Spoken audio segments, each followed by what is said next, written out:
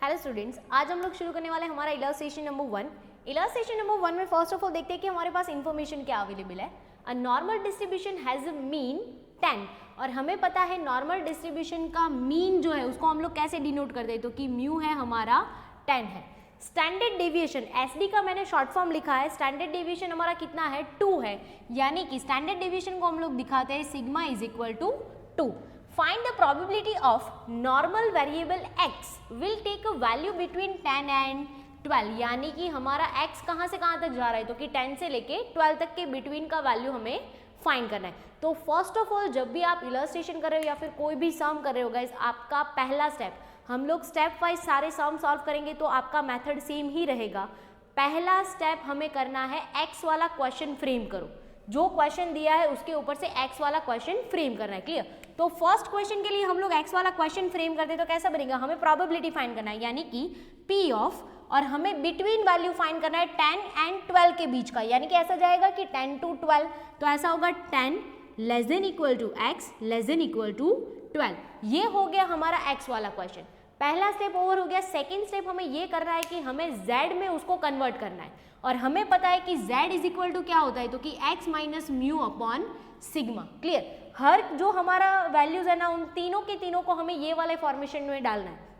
तो पहला देखो, ये हमारा x 10, तो वो लिख देना है 10 माइनस हमें क्या करना है म्यू, म्यू का वैल्यू हमारा कितना है, तो कि 10 है, तो 10 डिवाइडेड बाय हमें करना है सिग्मा, सिग्मा कितना है हमारा 2 लेस देन और इक्वल टू। अब x का जो वैल्यूएशन होगा ना वो हम एज इट इज रखेंगे, क्योंकि यहाँ पे x वेरिएबल है, तो ये क्या हो जाएगा x minus mu upon sigma as it is less than और इक्वल टू। अब 12 को कन्वर्ट करते हैं, ये हमारा x है 12 माइनस म्यू हमारा 10 और डिवाइडेड बाई सिग्मा हमारा 2, तो ये हो गया हमारा कन्वर्जेशन z के लिए। अब इसको सॉल्व करते तो कैसा हो जाएगा, तो देखो सॉल्व करो उसको, 10 माइनस 10/2 यानी कि 0 हो जाएगा, p of 0 less than equal to, अब ये हो जाएगा हमारा क्या हो जाएगा z, यानी कि z less than equal to 12 minus 10 2 divided by 2 कितना होगा 1, यानी कि अब हमें z टेबल में वैल्यू किससे किसका देखना है, तो कि 0 से लेके 1 तक का देखना है। बट इसको हमें ये क्वेश्चन सॉल्व करने के बाद हमें उसको जो हमारा कर्व है नॉर्मल कर्व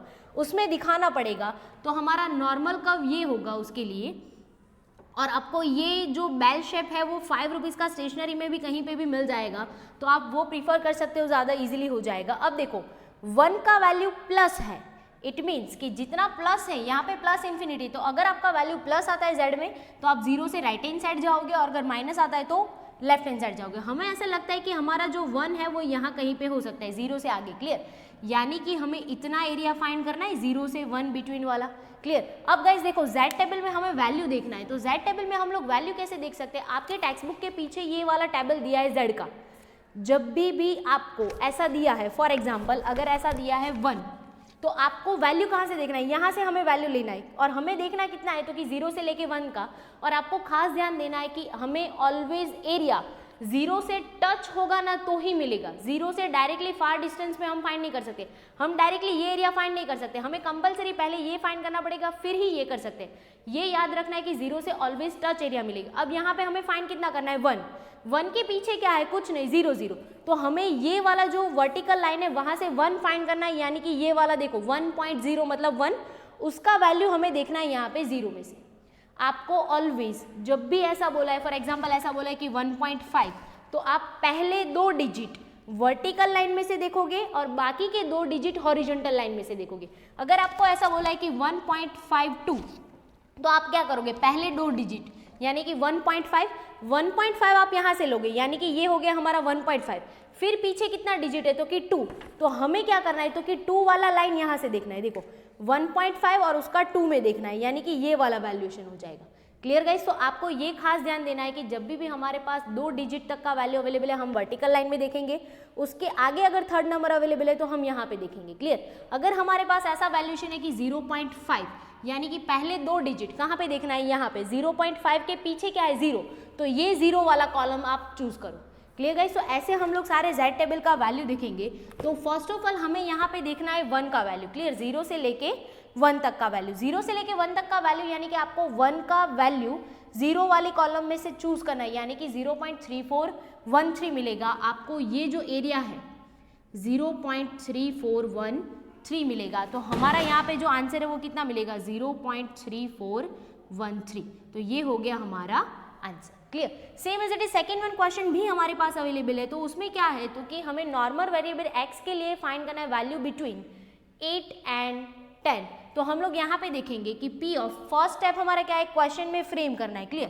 तो कैसा बनेगा 8 less than equal to x less than equal to 10। अब सेकेंड स्टेप क्या होगा, इसको z में कन्वर्ट करो। तो ये कैसा हो जाएगा P ऑफ 8 माइनस हमारा म्यू कितना है 10 divided by 2 less than equal to ये कितना हो जाएगा x minus mu upon sigma less than equal to 10 minus 10 divided by 2। सबको हम लोगों ने z में कन्वर्ट कर दिया। अब इसको सॉल्व करो, ये कितना हो जाएगा -2/2 यानी कि ये हो जाएगा -1। ये हो जाएगा हमारा z और ये हो जाएगा हमारा 0। यानी कि ये z वाला वैल्यू मिल जाए फिर हम क्या करते हैं तो कि उसको नॉर्मल कर्व में हमें ड्रॉ करना है। अब देखो गाइज यहाँ पे हमारे पास वैल्यू अवेलेबल है -1। हमें वैल्यू कौन सा फाइंड करना है -1 से लेके 0 तक का। तो हमें इतना पता है कि -1 है तो इस साइड पे कहीं पे हो सकता है। क्लियर। यानी कि हमें ये वाला एरिया फाइंड करना है। अब आप देख सकते हो गाइस कि z टेबल में हमारे पास माइनस के लिए कोई वैल्यूएशन अवेलेबल नहीं है, बिकॉज हमारे पास एक प्रॉपर्टी भी है कि हमारा जो ये नॉर्मल कर्व है वो कैसा है, सिमेट्रिक है। मीन मीडियन मोड सबका वैल्यूएशन सेम होता है। क्लियर। तो इसीलिए हम लोग माइनस में वैल्यू देखेंगे तो भी हमें आंसर सेम ही मिलेगा, प्लस में वैल्यू देखेंगे तो भी हमें आंसर सेम ही मिलेगा।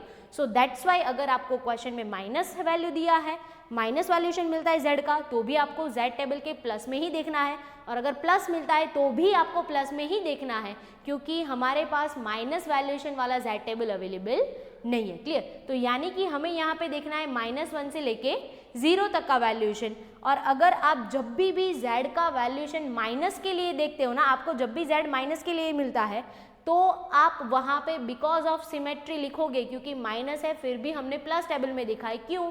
क्योंकि ये सिमेट्रिक है इसीलिए। क्लियर। तो इसका आंसर भी हम लोगों ने 1 का जो वैल्यूएशन है वो अभी अभी हम लोगों ने देखा, तो ये वाला हमारा वैल्यू भी कितना हो जाएगा 0.3413। क्लियर। तो ये वाला वैल्यूएशन होगा हमारा 0.3413। यहाँ पे हमें लिखना पड़ेगा कि बिकॉज ऑफ सिमेट्री, क्योंकि हम लोगों ने माइनस होते हुए भी प्लस टेबल में आंसर देखा है। क्यों? सिमेट्रिक है इसीलिए। अब हम लोग देखते हैं इलस्ट्रेशन नंबर 2। इलस्ट्रेशन नंबर 2 में हमारे पास वैल्यूएशन है कि normal distribution has a mean 20, यानी कि म्यू हमारा है 20, वेरिएंस 16। वेरिएंस का मतलब होता है sigma square is equal to 16। तो हमारा सिग्मा कितना होने वाला है गाइज 4 होने वाला है। क्लियर। आगे देखते हैं, find the probability of normal variable x will take value less than 26। पहले हमें क्या करना है, x वाला क्वेश्चन बनाना है। तो इसके लिए x वाला क्वेश्चन बनाते हैं। हमारे पास प्रोबेबिलिटी सिर्फ लेस देन 26 हमें फाइंड करना है। यहाँ पे हमें क्या करना था, बिटवीन फाइंड करना था, तो इसीलिए 2 वैल्यू थे, यहाँ पे हमें 26 से लेस करना है। तो हमारा क्वेश्चन ऐसा बनेगा कि x लेस देन और इक्वल टू 26। Clear guys. आपको जब भी लेस मोर वगैरह कुछ भी दिया है ना, आप sign less than equal to greater than और इक्वल टू वाला साइन ही यूज करोगे, एक्सेप्ट इन्फिनिटी। जब आप इन्फिनिटी वैल्यू यूज करते हो z के साथ या फिर z टेबल में, तभी आपको सिर्फ लेस देन करना है। क्लियर। क्योंकि इन्फिनिटी का वैल्यू हमें पता नहीं होता, इसीलिए लेस देन इक्वल टू नहीं लिख सकते। अब सेकंड स्टेप क्या होता है, इसको हमें z में कन्वर्ट करना होता है। तो z में कन्वर्ट करो, क्या हो जाएगा, तो कि ये तो वेरिएबल है तो इसी के लिए तो यही आएगा कि x minus mu upon sigma less than equal to ये हमारा x का वैल्यू 26 माइनस म्यू कितना है 20 डिवाइडेड बाई सिग्मा कितना है हमारा 4। अब इसको सॉल्व करते तो क्या हो जाएगा, तो कि ये तो बन जाएगा हमारा z less than equal to 26 minus 20 6 divided by 4, यानी कि ये हो जाएगा 1.5। क्लियर। अब देखो हमें वैल्यूएशन अब z का मिल चुका है, तो हम लोग नॉर्मल कर्व ड्रॉ कर लेंगे। नॉर्मल कर्व आप जब भी ड्रॉ करते हो तो ये देखो कि आपके पास वैल्यू कौन सा है, माइनस है या फिर प्लस है। 1.5 हमारे पास प्लस है, तो हमें ऐसा लगता है कि 1.5 यही कहीं पे हो सकता है। क्लियर। अब खास ध्यान देना है कि हमें वैल्यू कहाँ से कहाँ तक का चाहिए। हमें वैल्यू लेस देन 1.5 चाहिए, यानी कि 1.5 जहाँ पे भी होगा उससे कम। ये 1.5 है, इस साइड आओगे तो आपको कम वैल्यू मिलेंगे क्योंकि यहाँ पे माइनस है। आप उसके राइट हैंड साइड जाओगे तो आपको वैल्यू प्लस सारे मिलता है, तो वो बड़े वाले वैल्यू मिलेंगे। तो हमें जाना है लेस देन 1.5। और अगर आपको कुछ नहीं पता चलता ना गाइस, तो इतना तो पता चल गया कि चलो 1.5 यहीं कहीं पे आ सकता है। Clear, approximate.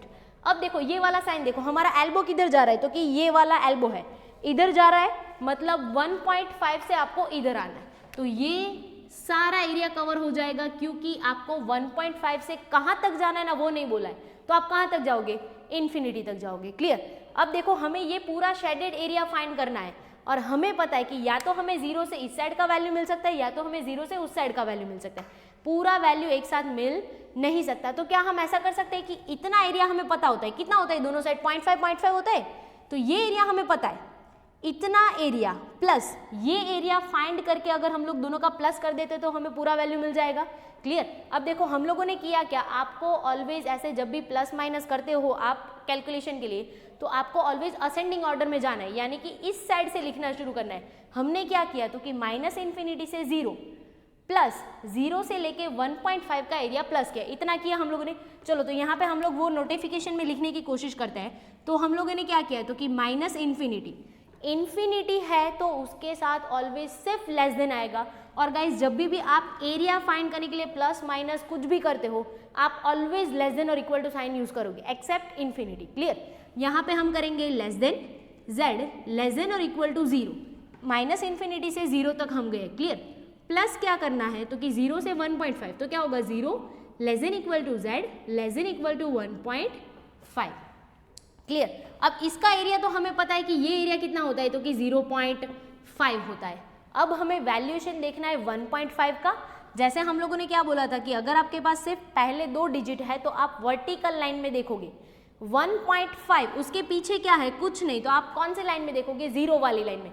यानी कि 1.5 का आप ऊपर से 0 वाली लाइन में देखो तो आपको कितना वैल्यू मिलता है, तो कि 0.4332 वैल्यू मिलेगा। क्लियर। 1.5 वाला, 0 से लेके 1.5 वाला, और ये वाला एरिएशन तो हमें पता ही था कि कितना है, तो कि 0.5 है। अगर इसका हम लोग प्लस कर देते तो कितना मिलेगा, तो कि 0.9332। इट मीन्स कि ये जो हमारा टोटल एरिया हमें मिला, ये एरिया मिला 0.4332, ये टोटल एरिया माइनस इन्फिनिटी से 1.5 का कितना हो जाएगा, तो कि 0.9332 हो जाएगा। Clear. Second one question solve करते हैं। सेकेंड वन क्वेश्चन हमारा क्या है, तो कि normal variable x will take value more than 14। अब यहाँ पे लेस देन 26 है तो less than equal to sign put किया, बिटवीन है तो भी दोनों में लेस देन आएगा, बट मोर देन है तो साइन कैसा हो जाएगा, ग्रेटर देन हो जाएगा।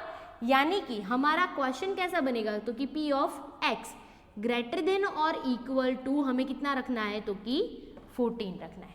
क्लियर। अब देखते हैं, यहाँ पे लेस देन का साइन था, यहाँ पे हमें क्या पुट कर देना है, ग्रेटर देन का साइन पुट कर देना है। क्लियर।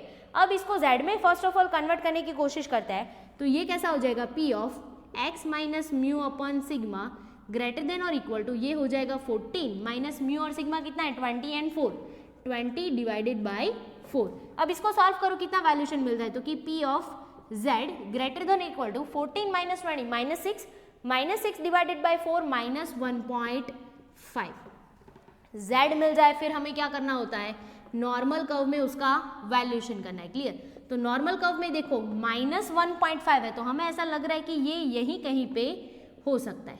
क्लियर।